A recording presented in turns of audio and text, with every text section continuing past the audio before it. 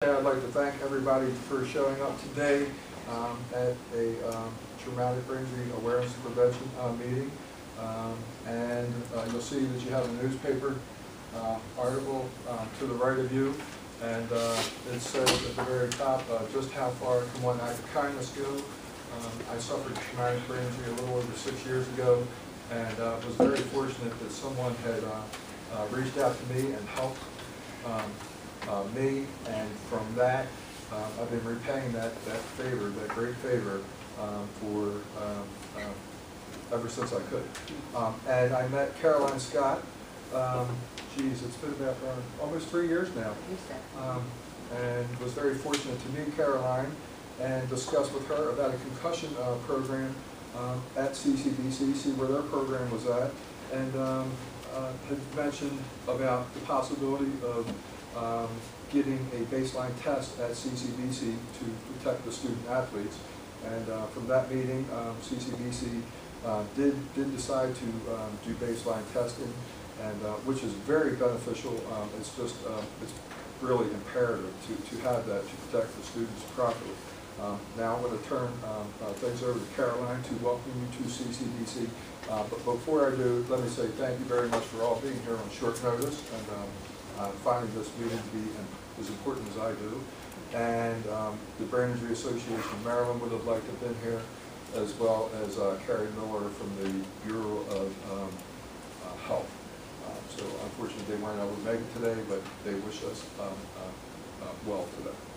Well, Scott, thank you. And what I'd like to do first, Scott had come to me several years ago, as he mentioned, about CCBC looking into baseline testing for athletes. And of course, I then went to my director of athletics, who reports to me, Brian Farrell, and mentioned the concern that was shared with me. And Brian had already been looking into it, and so it was an easy transition for us to go from being concerned about our student athletes, doing something about the baseline testing, and then when we discovered that our athletes may have some concerns, that we had a base point to start with. And so it was just a conversation that really started. He found me in my office and happened to talk with me. So that's how our association and our friendship began. But before I'd like to go any further, again, welcome to CCBC if you've not had the pleasure to be here, and if you have had that pleasure, I can say this because Tanya is our campus director of the 3 campuses. Dundalk by far is the most lovely, but CCBC is something that I'm very proud as far as an institution of higher education. We do a tremendous amount, not only for the Dundalk campus or the community, but Essex and Catonsville, and then our 3 off-campus sites, Englishtown, Hunt Valley, and Owens Mills now. So, but I would like, I didn't have the opportunity with my crazy schedule as the Dean of College Life. I'm all around the 3 campuses all the time. So I was not even aware of who all Scott invited to this meeting and the reason that you're invited to this meeting. So if you can educate me a little bit and we can learn from each other, what our roles are as far as what the traumatic brain injury is.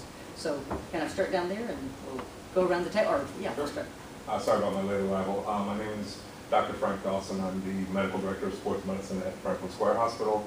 I am the team physician here at CCBC Dundalk and CCBC Essex. So I'm the one who reviews all those baseline tests. I'm the one who sees all the athletes after they're hurt. Sports Medicine Advisor to Baltimore County Public Schools. Team physician for the Baltimore Ravens. So this is pretty much what I do all day, every day. Thank you for the invitation. My name is Michael Sy. I'm Coordinator of Athletics for Baltimore County Public Schools, so I oversee all the athletic programs in Baltimore County. And I'm Debbie Somerville. I'm the Coordinator of Health Services, so I'm in charge of the school nursing program for Baltimore County Schools. My name is Amy McGladry. I teach in the Allied Health program at Eastern Tech High School. I'm also one of the 12 athletic trainers in Baltimore County. I'm Barry Williams. I'm the Director of Rec and Parks for Baltimore County. Joe Hairston, retired superintendent of Baltimore County. And not everyone knows me, but thank you again for being here. And I'm Scott, and I'm someone that suffered a brain injury a little over 6 years ago, and just understand the importance. And like I said before, I'm just so happy that you're all here today. And I'm hoping that from this meeting that we can protect the young athletes in the community from just suffering a horrifying injury.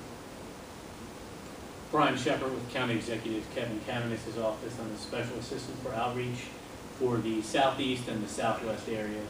And also I dabble a little bit in volunteer recreation activity for the Cable Rec Council, so obviously it's an interesting topic for me as well. Tanya Jones, Campus Director of CCBC Dundalk, and we hosted your first event this year, and Yes.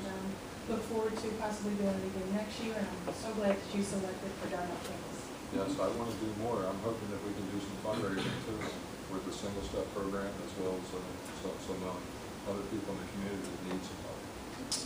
My name is Michael Laurie. I work for State Senator Stone, and I've known Scott now for several months, and his enthusiasm for this topic is contagious, and I'm happy to be here. Thank you, Mike.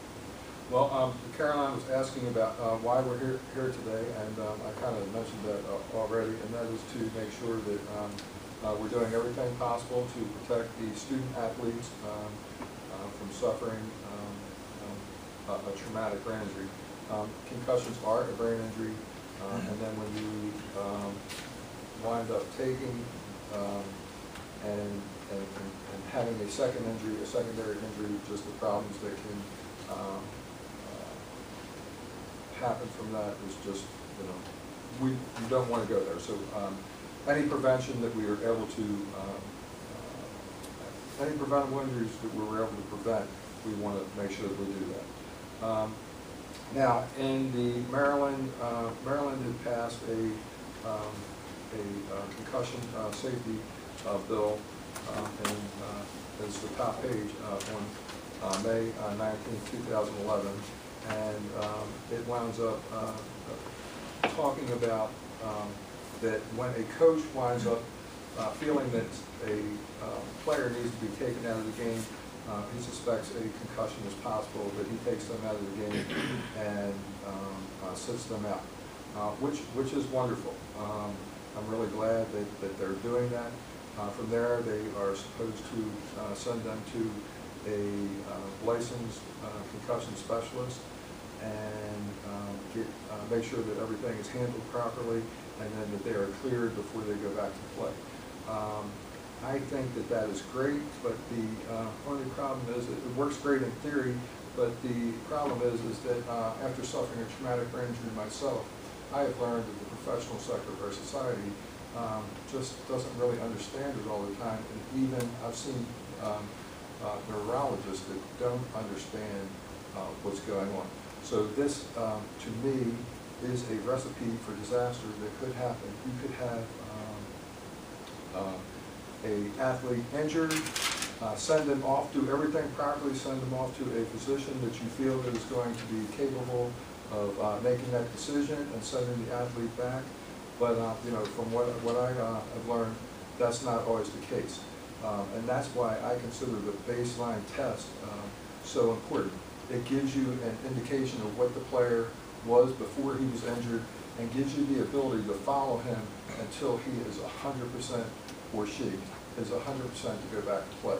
If you don't do that, as I said, this can be a recipe for disaster. So I'm hoping that we can talk a little bit about that and discuss that, and also the proper protocol after a athlete is injured, which should be followed to make sure that they are 100%. And we'll see what everybody's policies are and see if we can make them better, so no one has to go through the tragic experience of suffering traumatic brain injury.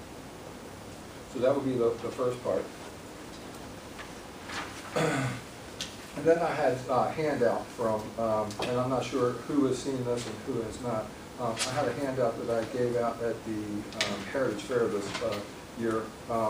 This is not exactly related, the first story, to sports, but this story has explained a lot to me. So at the later date, if you would like to take a look at that, a woman was rear-ended in a traffic accident where she was barely bumped and her life was totally upside down 6 years later. So this is important. This could help you out in your everyday life, family, friends.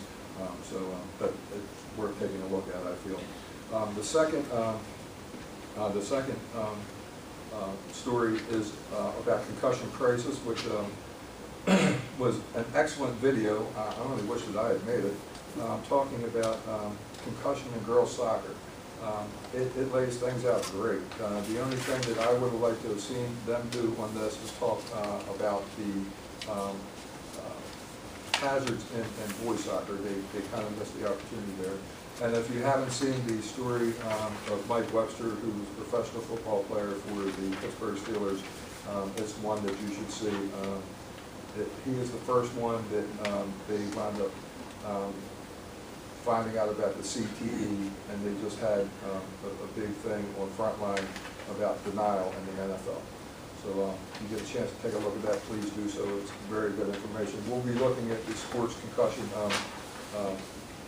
video here shortly.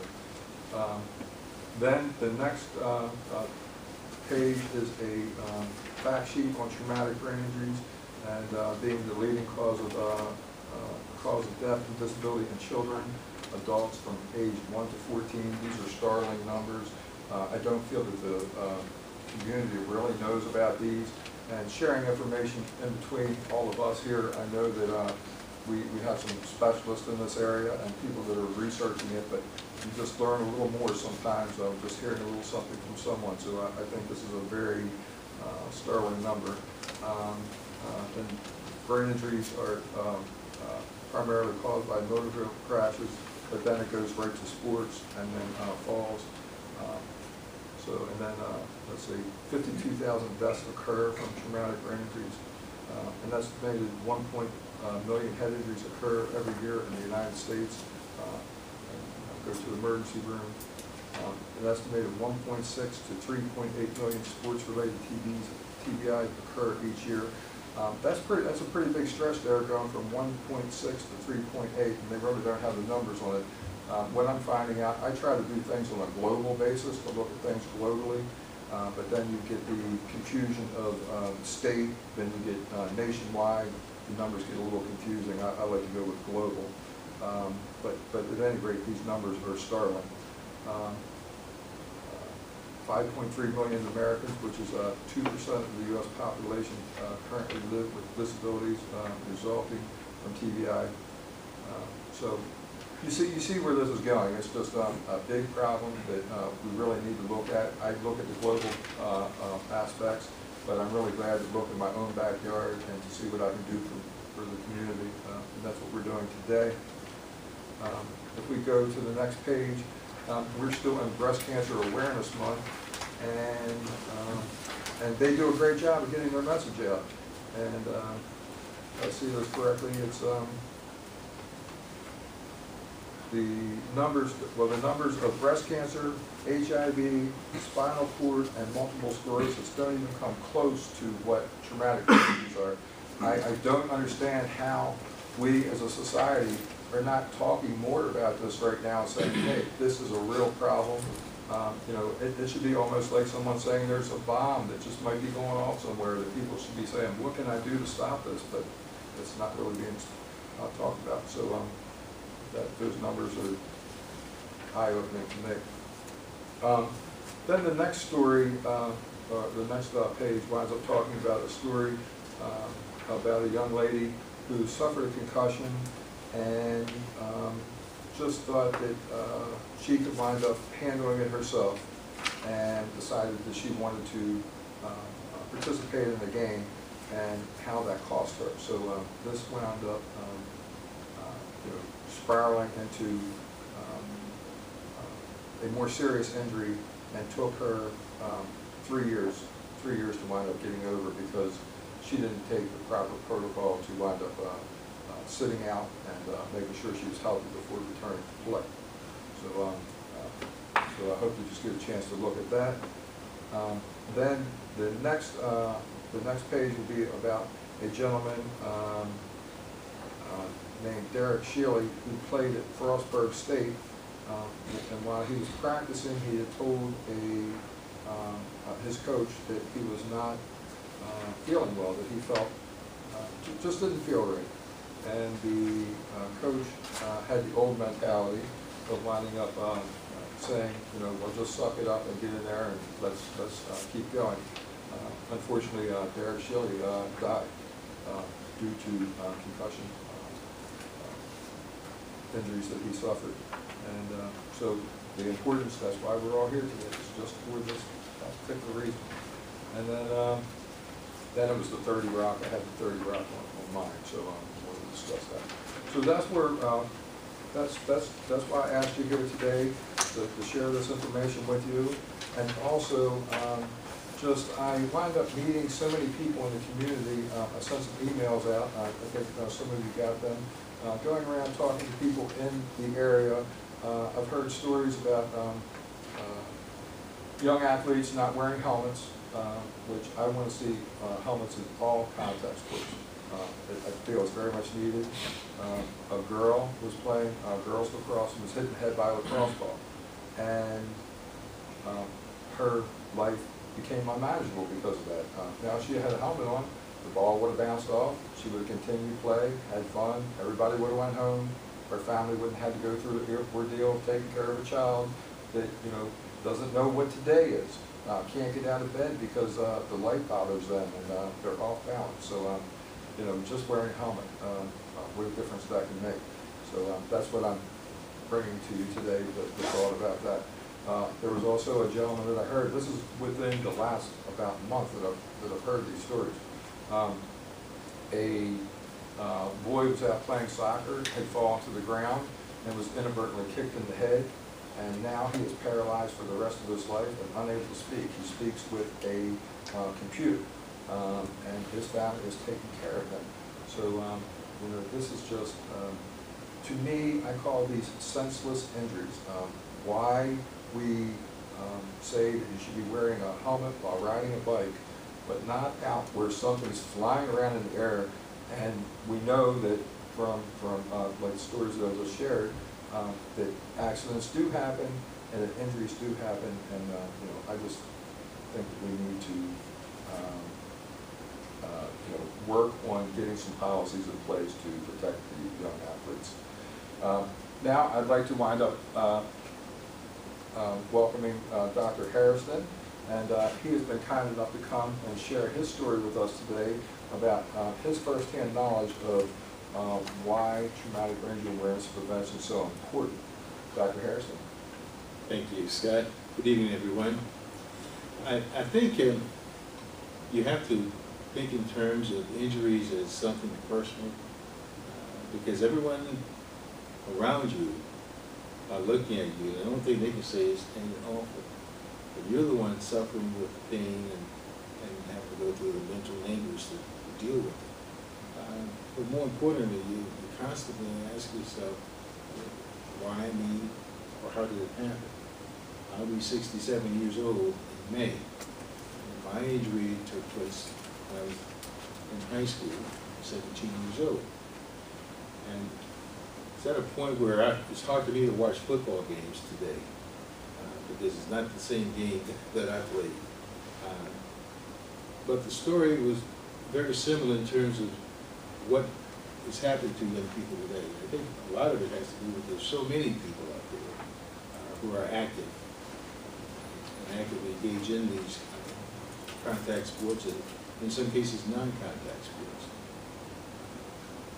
My story was a very, very basic story. I was one of those all-world high school players, and we were playing a ball game one particular night. It was going down on the kickoff. It was a muddy night, and we always are taught fundamentals, good techniques, and I broke down as I was supposed to, but because of the grass and the mud, rather than me going shoulder to waistline, my feet gave under me and my head slid down and hit the knee of this particular player, and 3 other players collided with me at the same time.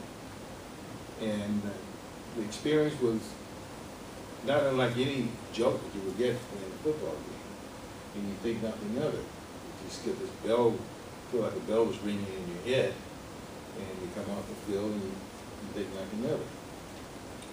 And this happened just before halftime. And I played the rest of the football game.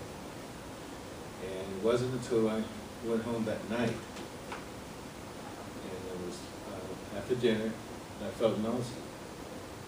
And the next thing I knew, vomited, and it was excruciating headache. And that went on for a while. My parents got me cleaned up. They just thought, kind of shake it off. and it got progressively worse. They called the doctor, told them to get me to the hospital. Oddly enough, that's when my life changed completely. By the time I arrived in the hospital, when I had a naval neurosurgeon come in, and he checked me out, and he said, we're going to be honest with you. He said, you're dying. You have 20 minutes to live before you can get to surgery. I said, whatever you do not close your eyes. Now, coming from an all-star football player, your life is in front of you, everything being on top, to someone telling you that you're dying and you don't have much time. This happened in October. I was in a coma from October to February. I wasn't released from the hospital until late March. This was in 1965. We're talking about traumatic brain injuries now in 2013. Can you imagine the level of medical care and knowledge and understanding about these injuries in 1965 versus 2013? That's why I'm here, because I realized how lucky I was. But everything is relative to point in time. And I'm certain that I got the best that was available at that time in terms of medical care, otherwise I wouldn't be. But that changed my entire life. People look at this little big 300-pound guy now and wonder why he doesn't talk louder. There's a reason for that. The reason I wear glasses now. Didn't wear glasses before until I got out of the hospital. There was a time where I had to wear tinted glasses because of the glare. The vision was, like my eye was that sensitive. And I couldn't handle loud noises. And it was very difficult for me to, in fact, it was an effort for me to scream and shout and raise my voice. All these are after effects of that particular surgery. As I was told, the cerebral spinal fluid had settled on the brain. And I'd gone through just constant spinal taps. Obviously, my year was over, and I was redshirted and wasn't able to play football my freshman year in college. They had a substance called urea at that time that you had to take.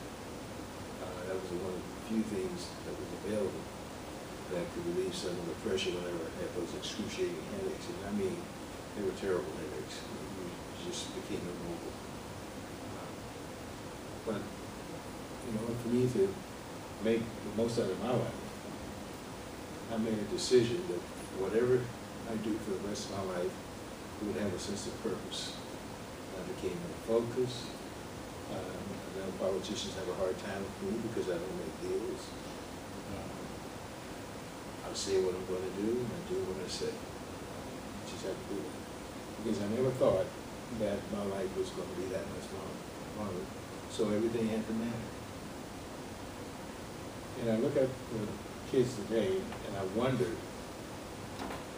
if they're victims of the accelerated thrust in terms of the way the game is being played now. Although there was a Marine in the bed, who stood in the room next to me, who died of a similar type of concussion. His came from a basketball bouncing on his head. So I don't want anyone to make the assumption that you have to be out there on a football field to get this type of injury. It could happen to anyone anytime. It is the jolt that really causes the trauma. It's just not football by itself. In my case, it just happened to be the one that triggered the incident for me. But it caused me to compensate for the rest of my life the things that I needed to do to be whole again and to be functional to this point. I can't say enough about people being aware of traumatic brain injuries. It's just a matter of being cautious, and being knowledgeable and understanding that these things could happen to anyone, anytime, and anywhere. But it is more vulnerable now for our young people. We have over 1 million, 2 million kids out there playing sports. So the odds of the chances of these injuries taking place now are far greater than they were in 1965. And it happens to be on our watch or your watch that someone's going to have to be responsible for these incidents when they do occur. I'm certainly not in the medical profession. My son is a physician, so I have no prescription for it. We do have a physician in here. Maybe you and your colleagues might come up with some preventive measures. I'm not sure what we can do at this point other than to ensure that people are educated or informed and made fully aware of the potential, the dangers and the severity of these type of injuries. We can be life-changing, there's no question about it. It's a stated I'll be 67 in May, but it doesn't mean that I have fully recovered. I'm not sure if I have or not. Quite frankly. There are still issues that you have to compensate for. Not only do I wear glasses, I have 4 pair of reading glasses. Maybe it's old age kicking in, you never know. But I just wanted to share that with you because it's personal. It's just not something that you just look at and say, oh my. When it happens to you, you know exactly what it feels like.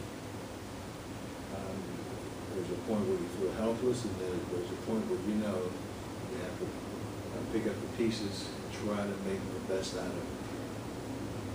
But what we have going for us in 2013 and 2014 now is the best knowledge in medicine, in the medical profession that is available, and we should take advantage of it. I think we should make sure that these athletic teams do not take things for granted, particularly when it comes to coaches. I will say this, and I'm not qualified, I used to coach the game, but I think coaches need to be sticklers for fundamentals and good techniques. Some of the things that I see on TV is as though they give those players carte blanche to just do whatever they want to do out there on the field. But that's one of the reasons why there are more injuries. Obviously, the speed of the game is much faster, the impact is far greater. But I was always taught that good fundamentals will help prevent some of those injuries, being in the right position, using better physics in terms of thrust, squaring your shoulders, little things, rather than throwing your head out in front of someone who could run a 4.340 and would weigh 200 pounds. It's a recipe for a concussion.